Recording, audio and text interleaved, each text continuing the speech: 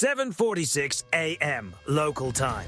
The 22nd of October, 2025, South China Sea. The morning horizon glows in pale gold, wrapped in the kind of silence that makes the ocean seem endless, peaceful, almost innocent. On the bridge of the USS Higgins DDG-76, the watch crew moves through the rhythm of another routine transit. Coffee cups sit beside consoles. Voices stay low. Screens hum softly in the dim light. Then the radar operator freezes. New contact bearing 275, closing fast. The captain steps behind the scope. A single green pulse blooms across the display, then another. The contact's vector cuts straight across the projected path of the Higgins. No AIS signal, no identification, no explanation. Within seconds, the easy rhythm on the bridge disappears. A sharp, accented voice breaks through the static over the speaker. United States naval vessel, you are in Chinese waters. Leave immediately. The bridge falls silent. Outside, the South China Sea remains smooth as glass. Just beyond the horizon lies Scarborough Shoal, a ring of half-submerged coral claimed by Beijing, Manila, and in its own way, by the sea itself. To Washington, these waters are international. To Beijing, they are sovereign territory. Log the transmission, the captain says. Respond on open channel. Standard phrasing. The communications officer keys the microphone. His voice is calm, clipped, and practiced. Unidentified vessel, this is United States naval vessel conducting lawful transit through international waters. No interference required, no reply. Moments later, two new radar signatures appear, larger, faster, moving in tight formation. From the starboard bridge wing, binoculars confirm what the radar has already revealed. Two Chinese Type 052D naval ships, their bow waves carving white lines through the calm sea. They are closing at 27 knots. On deck, sailors stop in the middle of their tasks. The air feels different now, heavier with salt, focus, and tension. Inside the Combat Information Center, status boards begin to glow. Every transmission, every bearing, every shift in movement is recorded automatically, following the Navy's strict rule for encounters like this. Warn, document, de-escalate. CPA, the captain asks. Closest point of approach, 1.2 nautical miles and shrinking, the navigator replies. That is closer than anyone wants. The Higgins holds course and speed, following freedom of navigation protocol. Not aggressive, not yielding, just steady. Her Spy 1D radar keeps sweeping, drawing a digital ring around every target within 200 miles. Everyone aboard knows what kind of ship they are standing on. An Arleigh Burke-class guided missile destroyer, 155 meters of steel, sensors, and precision. More capable than the entire fleets of some nations. But this morning is not about capability, it is about restraint. Outside, the first Chinese ship slides into view, its gray hull flashing in the morning light. Through binoculars, sailors can be seen lining the rails, cameras pointed directly at the Higgins. Their wake foams alongside in parallel, a clear display of control. Bridge to combat. Maintain MCON 3. Record all emissions. Electronic warfare confirms faint radar pings from the Chinese ship. Surface search mode only. Not targeting mode. Not yet. A signal.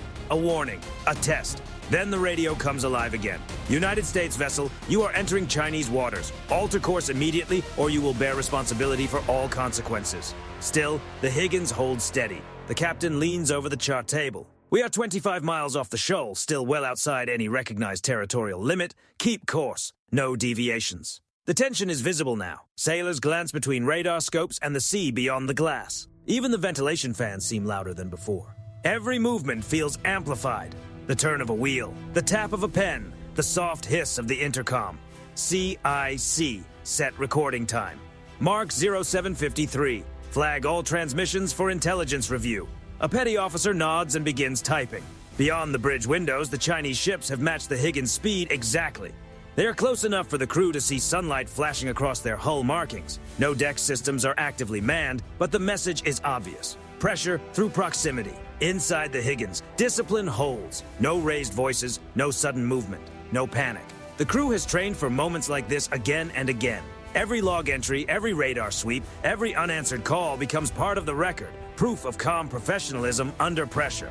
At 7:58 a.m., the captain steps toward the window, watching the two vessels glide alongside his ship like gray shadows on the water. Keep recording, he says quietly. Let them make the next move. The radar continues its steady pulse. The ocean remains calm, but in the silence between transmissions, every sailor on board understands what is unfolding. This is a contest of will, not fought with open force, but with patience. And somewhere beyond the reef line of Scarborough Shoal, the next serious maritime standoff may already be beginning. 8:09 a.m. local time, South China Sea. The ocean mirrors the sky, blue, calm, and deceptive. But the radar screen tells a very different story. Two Chinese Type 052D destroyers have shifted into a flanking formation. One holds position off the Higgins' starboard quarter. The other moves forward near her beam. They are slowly boxing her in, a deliberate maneuver often described in naval terms as a shadow escort. Inside the Combat Information Center, the air hums with controlled focus. Green and amber displays glow across the room, tracking dozens of contacts at once. Voices stay low and precise. Every speed, bearing, and range is logged, checked, and confirmed. Contact Red 1 now holding at 600 yards, the Surface Watch reports. Red 2 closing, 300 yards and narrowing. Copy that, the Tactical Action Officer replies. Maintain course. Log all movements. The captain stands at the center of the bridge, arms folded, eyes fixed on the digital map of the sea. No deviation. We stay predictable. Outside, the Chinese destroyer Huainan looms close enough for the crew to make out her deck markings and hull number. Her twin Type 730 close-in defense turrets move in slow, idle rotation, silent, visible, and clearly meant to be noticed. Then another transmission breaks through the static, stern and accented. United States naval vessel, you are violating Chinese sovereignty. Turn away immediately. The Higgins responds once, calm and rehearsed. This is United States naval vessel conducting lawful transit through international waters under international law. We intend no harm and will maintain our course. Then silence returns. Between the ships, the sea turns white with propeller wash. Each vessel makes tiny adjustments to preserve distance without creating the appearance of retreat. On radar, the closest point of approach falls below 500 yards. For destroyers moving at 20 knots, that is an extremely narrow margin. On deck, sailors take their observation posts. Cameras continue recording. The ship's SLQ-32 electronic warfare suite detects brief, intermittent radar sweeps from the Chinese side. Low-power targeting related signals. Not enough to trigger a response, but enough to sharpen every nerve aboard. The executive officer leans toward the captain. "They are painting us, sir." Short bursts. "Record it," the captain replies. No reaction. To anyone watching from a distance, the Higgins might appear motionless. In reality, she is performing a careful ballet of micro-corrections, 1 or 2 degrees on the rudder. Fractional throttle adjustments, just enough to keep the formation stable without looking evasive. Her Aegis SPY-1D radar continues tracking every nearby contact, ready to shift from surveillance to defense within moments if the situation changes. Overhead, the Seahawk helicopter sits fueled on deck, its rotors still secured. Its crew waits in the ready room with headsets on, listening for the call that could send them into the air in less than 3 minutes. At 8:21 a.m., the Chinese ship astern suddenly surges forward, cutting closer than at any point so far. Less than 300 yards separate the vessels now. Spray from her bow wake brushes across the Higgins hull. Bridge, CIC, contact Red 2, crossing CPA, 280 yards and closing. Helm 5 degrees port, the captain orders quietly. Maintain speed. The destroyer leans into the turn, carving a clean, controlled arc through the water. The gap widens by just enough.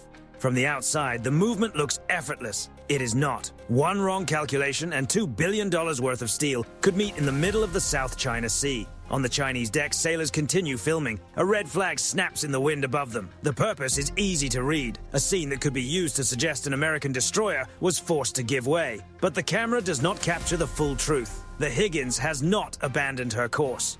The angle of the sea only makes it appear that way. Inside CIC, the electronic warfare operator calls out another update, picking up encrypted chatter between Red 1 and Red 2. Short bursts. No translation yet.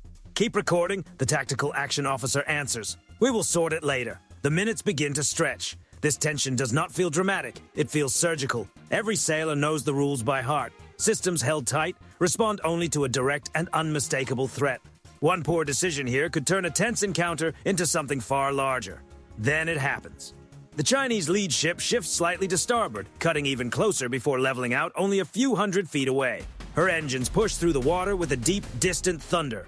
The bridge windows of both vessels reflect the crews staring back at each other. For a few breathless seconds, two nations look eye to eye through glass, sunlight, and salt spray. CIC marked that time. 8:29, the captain says softly. That is as close as they will get. And he is right. The Chinese ships begin to ease back on their throttles. Their wakes lengthen, and the distance between the vessels slowly widens. But the message has already been sent and received. Neither side speaks beyond the scripted lines. No collision, no open exchange, only precision, restraint, and the quiet understanding that next time, the margin may be even thinner. 9:42 a.m. local time. The sea is calm again. The tension is not. On the USS Higgins, the radar scope finally begins to clear. Two fading echoes slide west toward the horizon. The Chinese destroyers have peeled away, slowing to cruising speed. For the crew, it is the first moment they can breathe. But no one truly relaxes. In this ocean, even a withdrawal can be tactical. Contacts now opening range, the Combat Information Center reports. Closest point recorded at 270 yards. Copy. Secure from general quarters, the captain replies. His voice is steady but dry. From the bridge, Scarborough Shoal sits hidden beneath the morning haze, nothing more than coral and rock beneath shallow turquoise water. But on the geopolitical map, it may as well be gold. Every inch is claimed, debated, and defended. For Beijing, it is Huangyandao, Chinese territory since ancient times. For Manila, it is part of the Philippine Exclusive Economic Zone, as confirmed by the 2016 Hague Tribunal ruling. For Washington, it is an international passage that must remain open. 3 flags, 1 reef, and countless ways for pressure to become confrontation. By mid-morning, the Higgins resumes her freedom of navigation track, holding a steady 15 knots north by east. The logs are sealed. The data is exported. Every second of radar and radio recording is encrypted for review by United States Indo-Pacific Command. The ship's intelligence officer marks the encounter as routine shadowing, no incident. But everyone aboard understands that this is only technically true. Hours later, Beijing's Southern Theater Command releases its version through state television.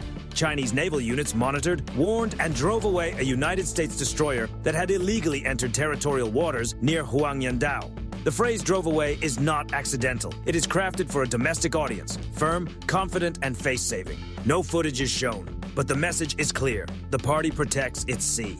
In Washington, the Pentagon responds with the same careful precision. The USS Higgins conducted a routine freedom of navigation operation in accordance with international law.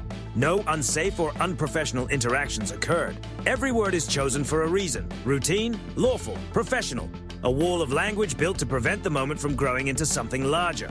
For news outlets, the encounter becomes a headline, then a symbol. For the sailors aboard the Higgins, it becomes another entry in the ship's log. But behind the polished diplomatic wording, the meaning reaches much deeper. This was the first time in 6 years that a United States destroyer had sailed directly within 12 nautical miles of Scarborough Shoal. And the timing was not random. Just 3 months earlier, the Philippines had expanded its Enhanced Defense Cooperation Agreement, giving United States forces access to 4 new bases across Luzon. China's response came quickly. More patrols, more maritime enforcement activity, more gray-hulled naval vessels showing presence across contested waters. The Higgins encounter fits directly into that pattern. It was not a direct clash, it was calibrated signaling. Every maneuver had meaning, every transmission had purpose, even the silence said something. For Beijing, it was a display of control. For Washington, it was a statement of freedom. And for Manila, watching closely from the sidelines, it was reassurance that America still sails where it says it will. Back aboard the Higgins, the crew gathers for debrief. The atmosphere is disciplined, not celebratory. They know this playbook well. Document the encounter, analyze the data, prepare for the next transit. The electronic warfare officer lists each radar signal detected from the Chinese ships. The intelligence chief marks the data packets that may be useful in future encounters. The ship's log records no harm to the crew, no damage to the vessel, and no deviation from course. Just professionalism under pressure.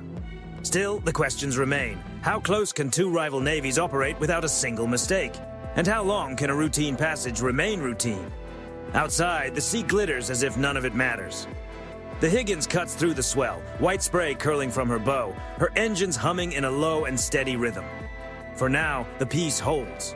But beneath that peace, the contest continues. Satellites track movement from above. Aircraft shadow patrol routes. Each side studies every turn, every course change, every pattern the other reveals. The South China Sea has become a chessboard, where the pieces are made of steel and the rules seem to shift with every passing day. In this game, victory is not about who makes the first move. It is about who keeps sailing when the other side expects them to turn away. The camera fades out on the destroyer's wake, narrow, perfect, and straight as a drawn line across the blue water. Do encounters like this make a larger confrontation more likely?